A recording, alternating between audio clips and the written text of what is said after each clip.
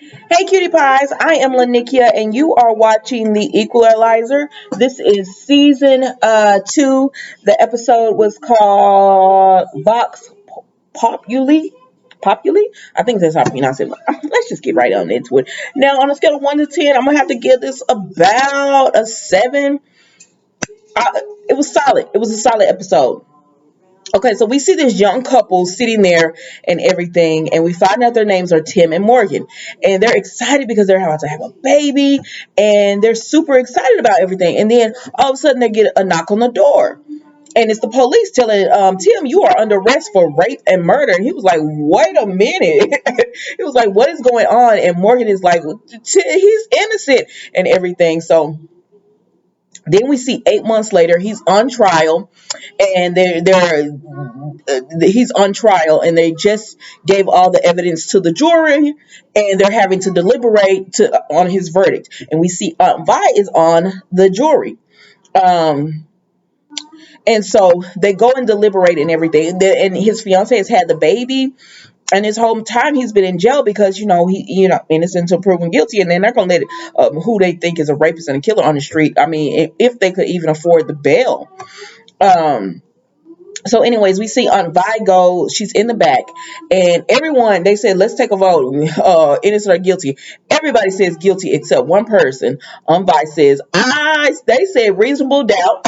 And I feel like there is some reasonable doubt in this. And they was like, you cannot be, you have to be kidding me. And this one young man says, I mean, look at all the evidence. He because they're just going down. He was in the building. The roommate says she saw him give a drink to the roommate, the young lady who was killed. And the one young man said, and he was cut on his arm. He was cut on his arm or whatever. It was from her fighting him. And Vice said, first of all, he was cut on his hand, not his arm. And they was like, what does it matter? And she said, it matters because you need to get the facts straight before you convict this man of something being guilty. So the jury is very mixed. And because the case involves a black man who is accused of raping and murdering this young white lady. And so they bring in his background, he was from the hood and everything, but he never, but what gets on by is like, he's never had any priors. He's never been in trouble. And so the case revolves around him. What the prosecution has said is that he goes home. He's laid off from his work. He got fired. He argues with his fiance. So he leaves the apartment upset. He goes for a drink. He sees this young lady there. He gives her a drink. He roofies her drink is what they insinuate. Then he takes her home. He rapes and kills her, and then he takes off running, but he's caught because there's an eyewitness that says, I saw him take off running and everything. So then we see Aunt Vi goes home, and before she goes home, we see Robin and Dee talking, and she just talks about, Mom, it's fine. I'm okay with lying to Dad for you or whatever. It's fine. Don't think anything of it. And so then Robin and Dee goes on, and Robin and Vi talks, and she says, I can't tell you, what's going on with the case. She said, but there's just something about this young man that makes me think he's innocent, and I just can't. She was like, and everybody is just wanting to quickly convict him, and I just can't do it because there's something about this case. It just seems too put together, and I just can't do it. And so she doesn't tell Robin to look into it. She tells Robin, I can't tell you anything about the case. But seeing how Aunt Vi was so convinced that the man was innocent, Robin meets with Mel and Harry, and they look into the case. And she also talks to them about Dee lying to her dad, and they were like, well, and like, she wants to, be around you, and it's a good thing. And she was like, no, I don't want her lying to her dad about me. That was Robin's other concern throughout this whole episode as well. so while Mel, Robin, and Harry together, they started looking into the case, and they said, okay, he has a, on paper, there's nothing that would say that he would go to rape and murder and everything. They say he has a fiance, because he says he was never at this bar. He said what he did was he went inside the apartment building because he saw it warm and inviting, and then he called a cab, and then he ran out to get his cab, and he fell on trash while he was running out to get his cab, and that's how he cut his own hand. That's what Tim is saying. So they start looking into this story and everything, and they said, let's go talk to the fiance. So Robin goes and talks to Morgan, the fiance, and she tells her, she was like, I've known him so long, for such a long time. There's no way he did this. She said, I know people are, some people do crazy stuff, and you're like, oh my God, I never saw that. She said, I know this man. There's no way he did this. And what hurts me the most is that his son, if he's convicted, his son will never see him in the free world, and everything. So then they keep digging into the case and everything. And Robin goes and she speaks to Dante, and he tells her, listen, I am taking a break from police work. I told you this. I'm all out of favors with anyone in the police department, and I'm not looking into the case. She said, well, just I'm just asking you to take a look. Let me ask you some questions, and then you take a look. So she asked some things, and he said he knows the two officers who are over the case, and they're pretty good guys. They're not doing anything shady or anything. He says they're by a book pretty much. And she says it's just too convenient. And she said, just take the case file and just look at it and decide, if you can help or not. And so he like, okay. So then they go inside to the jurors. So Aunt Vi and the jury has convened again, and they're asking questions, and they say, oh, and they talk about the pill. Excuse me. They talk about the pill that was given to the young lady in the water, and one of the jurors, she said that pill doesn't dissolve in water, and they looked at her like, excuse me. Because Aunt Vi was like, why would he have this pill? He forgot to take his phone, but he managed to take a pill so that he could drug someone. And the girl said, dissolve it in water. And the girl was like, it doesn't dissolve in water. And so Aunt Vi, and the other juror was like, what? And she said, well, I had trouble sleeping one time, so I had to take those pills. And so they were like, Vi was just like, you knew that and you weren't going to bring that up. And she said, it's not important to the case. And one of the young men who said something about it was his arm and not he got cut in his arm, and Vi corrected him, said it was his hand. He was like, well, that's something we should know, because if he was trying to kill her, excuse me, or roofie her, then that means he would have been walking around with a crushed pill. How likely is that? And he was like, I don't think that's very likely or whatever for him to just be walking around with this pill.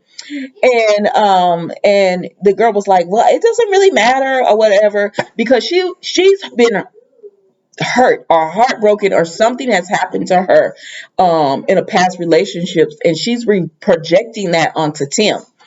And so, but anyways, so he was like, yeah, that seems like a big thing, because it's not likely that he'd be walking around with that pill.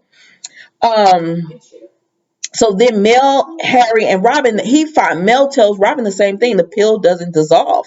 So she says, okay, well, Robin says, well, let's go talk to the roommate, because she had to get the pill from somewhere.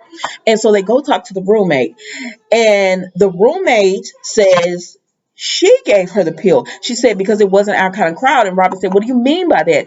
She was like, it was a sport. Ended up being like a sports bar, and it was loud and rowdy, and people were watching the game and everything. And so the roommate admits that she thinks she saw Tim, but she wasn't 100% sure. And she thinks it was Tim. And as she keeps going, she's not 100% sure that it was him. And she says she was the one who gave the girl the pill. And she was like, why wouldn't you say that? Robin was like, I'm not a cop. Listen, I'm not a cop.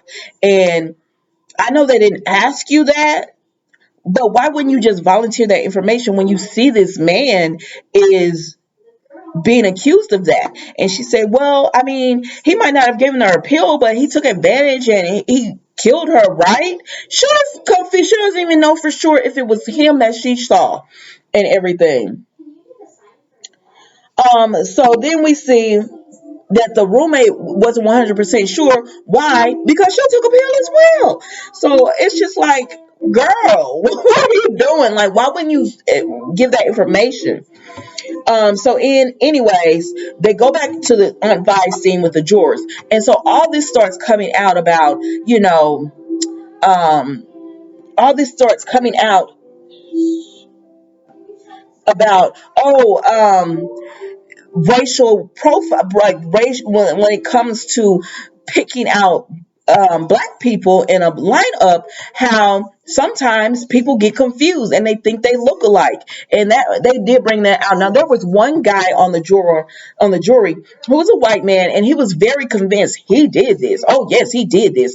You're just a black. He was talking to, I'm like, you're just a black woman who just thinks, oh no, we don't want to see in our black, see a black man behind bars or whatever. But he did this, and it was a young white woman beside her, and she was like, oh, I looked up on Instagram and I saw a post where they said like 42% of the time whenever people identify black people in the lineup, they're incorrect on who they identified it and on who they saw and everything. So they said we can't just, so I was like, we can't just say that she 100% knew that that's who she saw or whatever. As far as the roommate, seeing the person who killed, her roommate, we can't be 100% sure. So then they try to find out. Mel tells Harry, find out who else could have been at that bar. So some kind of way they narrow it down to Devin Ellis. So we find out that the glass of water that the roommate says her roommate received didn't come from Tim, because remember, Tim said, I was never at this bar. He said, I was in the building, the apartment building where she was raped and murdered. But he said, I was never at this bar. And we find out that the black man at the bar was Devin Ellis. So the roommate does have it wrong. And he admits, yes, I gave her a glass of water or whatever. And so Robin is like, why wouldn't you tell this information? He was like, I don't, I have a family. And I have an alibi, like I never left this bar. And his alibi does check out, but he won't help Tim. And I said, what? Because if he doesn't come forward, the prosecutor, they have their case made. They're not going to search out for different people. They're like, my case is made. The people on the the detectives and everything are like, no, this is him. He did it. And, they're not investigating anymore. So he tells Robin, I'm sorry, if you want, I got a family, you have to help your boy on your own or whatever. And so he won't help him.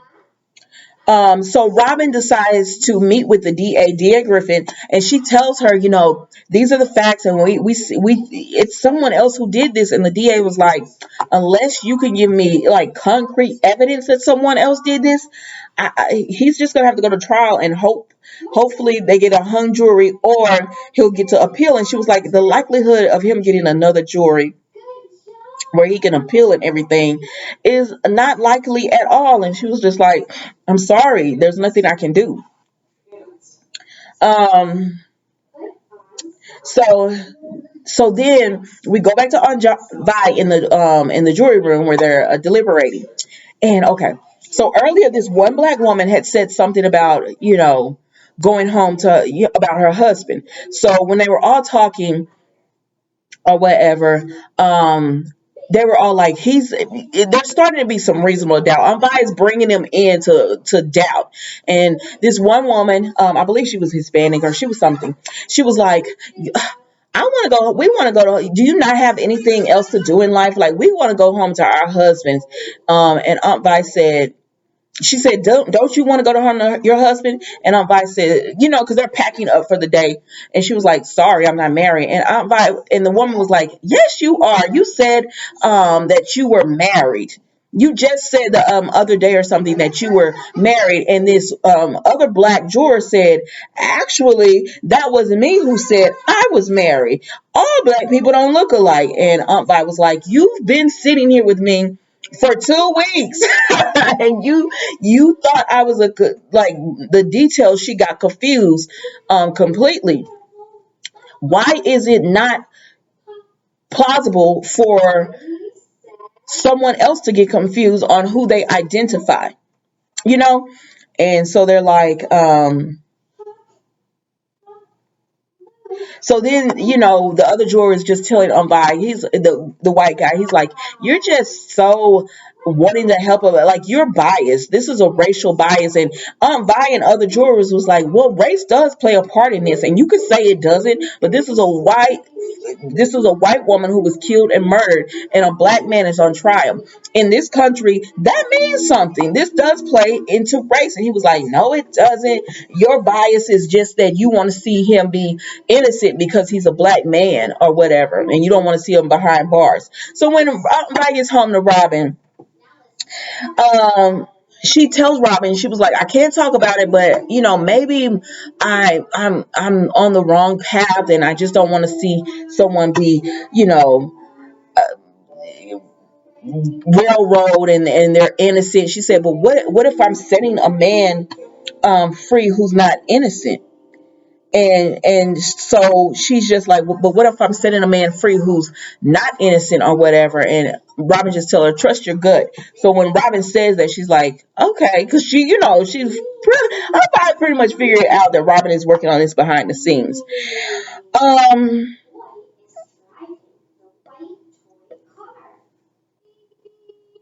so then we see that Dante wakes up in a cold sweat because he has nightmares about what happened to him, and also about his dad and everything. So it makes him like look into the case. So he was like, look, that happened to me, and I know I was innocent. Let me look further into this case. And then so we go back to Aunt Vi and the jurors, and this one young lady, the white young lady, because they're arguing, they just can't come up to who, if he's innocent or guilty. And the white guy that was the older gentleman, he was just like, he told the young white lady, are you going to really let him go free? She was your age, right? So how would you feel if you let this murderer killer go free? And she was like, but if he's innocent, then and we convict him, you're right, a murderer and a killer would be walking free. So they're in deadlock about what to do about this. And so we see Dante goes and he speaks to um Dante goes and he speaks to Tim's lawyer, and he just tells her, how does she feel about this case? And she says, honestly, Tim is innocent. I believe he's innocent or whatever. But it's just about her trying to prove it, about her hoping that the jury sees it and that she proved he with reasonable, that they had reasonable doubt. So Dante said, can you get me in to talk with Tim or whatever? And so she was like, okay. So now Queen Robin goes and talks to Christian because that was the witness. So Mel and Harry found out that he was the witness that said he saw Tim running from the building. So when Robin talks to Christian, the lights had a sensory, right? And the lights go off as she's talking to him, and then he moves his arm. He was like, oh, the landlord got this sensory about a year ago or whatever. So the lights go on and off depending on motion. And she was like, okay. But he does say, yeah, I saw him running from the building and everything. She was like, you could see it from your basement window. He was like, yep, I got a clear view of the street. And she was like, okay. And so Dante calls Robin and he tells Robin, oh, I have a meeting with Tim. You want for you to come? And she was like, yeah, I got some questions to ask Tim. And he was like, what's that tone? And she said, well, he said the building looked warm and inviting, because Tim said he was in the girls' building because it looked warm and inviting. And she said, but if the sensory was on and off, then that means there was no motion when he came through. So the building had to look cold and dark. And so it was like, I said, oh God, you a guy on by going to bat for you and you're guilty, sir. So anyways, they go and meet up with Tim. Okay, so they go and meet up with Tim, right? And he tells them, "I'm sorry, I lied." He said, "But I saw her when she went up to her room, and you know how she let me in the building. You know how that would look if she let me in the building, and then they're like, oh, she let you in." And he was like, "You see the case that they're trying against me." But the only thing that stopped, that made Robin believe him, is when he said, "I wish I had never met her. I wish I had never got upset. I should have stayed at home with my fiance. I wish I had never met her and went inside that building." He said, because it did look inviting. And so she let him in, because if she was moving in the building, then the building lights were on and everything. He said, "I wish I had never waited on my cab in that building and got warm. And I wish that, I hadn't tripped over the trash." And she was like, "What? You said it was trash there?" He said, "Yeah, it was trash there, and I tripped over it and cut my hand running to my cab." So then Robin goes back to Mel and Harry, and they say, "Okay, well, they pick up trash on a Tuesday. She was murdered on a Monday. Pull up the cameras." And they pull it up, and the trash is all over. There's no way that Christian, the guy that they talked to, who said he had a view from his basement to the street, there's no way he could have saw it, because the trash was all piled up in the way. But from Sarah's room, you can see who was running on the street, because she had a view to the street. So they're like, Christian did this or whatever. Um, so as they're talking, we go to the jury, and they're talking and everything, and the one white guy, he's like, "Oh my gosh," because they say, he can't remember where he walked to. Tim says, "I don't, I was in my head." And I said, "Haven't y'all ever been in your head and you just don't remember?" "Yes, child, because I know sometimes, you could be driving and you'd be like, I don't know how I made it home." So that happens. But so you're driving. He was like, he just walked. He was just walking. And so the juror was like, I remember 8 months ago, that was the Giants game, and it went into overtime, and the Asian guy was like, I think he's Asian, I can't remember. And he was like, "Yeah, it did go into overtime or whatever." And so I said, "Wait, the game went into overtime?" And they were like, "Yeah." And they said, "Okay." So she was like, so the witness said, when they heard the scream or whatever, she said the show started at 11. Her show started at 11:30. But if the game went into overtime, then there's no way her show started at 11:30. And they was like, "Yeah, it was like, it might have been 30 extra minutes. So it was like midnight." And they said, they say they saw Tim running from the building at midnight. And so the guy was like, "So what?" And so they all started talking, and they were like, "Well, if he was running from the building at midnight, that didn't give him no time to go upstairs, rape her, kill her, and then clean up all of the evidence." Like, there was like, there's reasonable doubt that he could do all of that in a few minutes. And so they were just like, who thinks that it's reasonable doubt? And they all start like, yeah, like, yeah, yeah. And even the white guy was like, "Yeah, there's reasonable doubt." And so the foreman was like, "Okay, let's take a break, and we're gonna come back and vote on this, because we done got some new information on this." Um, so then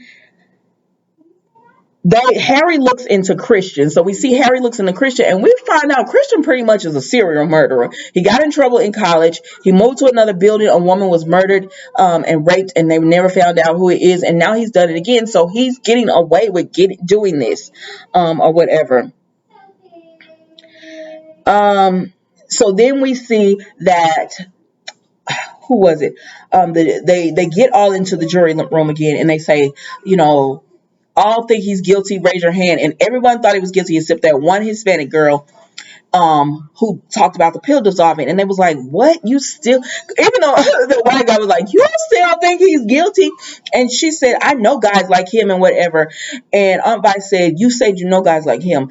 Whoever hurt you, whoever broke your heart, whoever betrayed your trust, Tim is not that guy." And she says, "You're not going to convince me." And Aunt Vi was like, "I'm not trying to convince you otherwise, but I'm just saying he's not that guy. But if you feel in your soul that Tim is guilty, that's how you should vote. I mean, that's how you should vote. Say he's guilty."